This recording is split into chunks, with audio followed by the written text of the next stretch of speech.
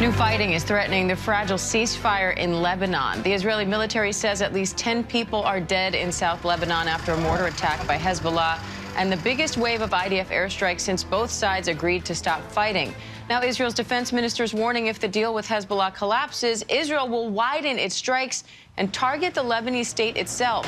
Let's bring in ABC News foreign correspondent Marcus Moore. Marcus, the Israeli foreign minister released this video denying Israel is violating the terms of the ceasefire in Lebanon. So how does that work, and where does this ceasefire stand? Well, Diane, both sides have been accusing the other of violating the ceasefire. Israel accusing Hezbollah of firing into their country, and then vice versa. Hezbollah saying that Israel has violated the ceasefire more than 50 times. In terms of the ceasefire, it is holding in the sense that when you look at the frequency and the number of strikes on a daily basis, it has slowed significantly. So in that sense, the ceasefire is holding.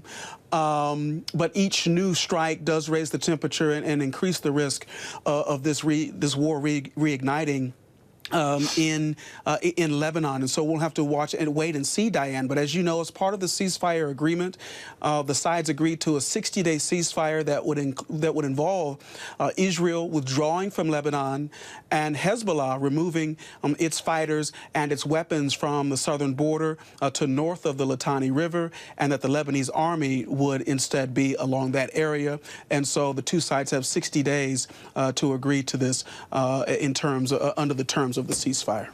Meanwhile, in Gaza, Marcus, the IDF says it killed 7 militants that participated in the October 7th attacks. What's the latest on that?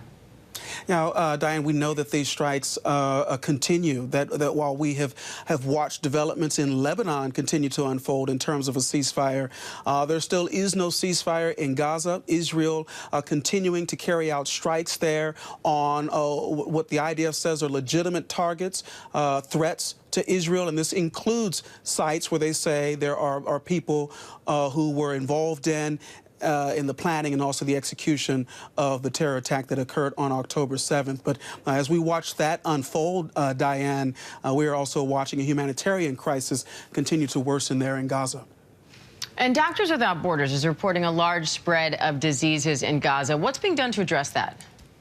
Yeah, aside from the efforts to try to get more aid into Gaza, we know that there's a real issue with the spread of disease because of the strikes that have been occurring in densely populated areas, and particularly among children, where Doctors Without Borders says that they have watched a number of children with acute respiratory infections as well as pneumonia who are having to be treated there. But you combine the constant assaults with the coming winter and the fact that a number of innocent women and children are intense and really exposed to the elements. So the aid groups are trying to sound the alarm, Diane, number one, to get more aid into the region, but also calling for a ceasefire and end to the fighting so that they can address these issues.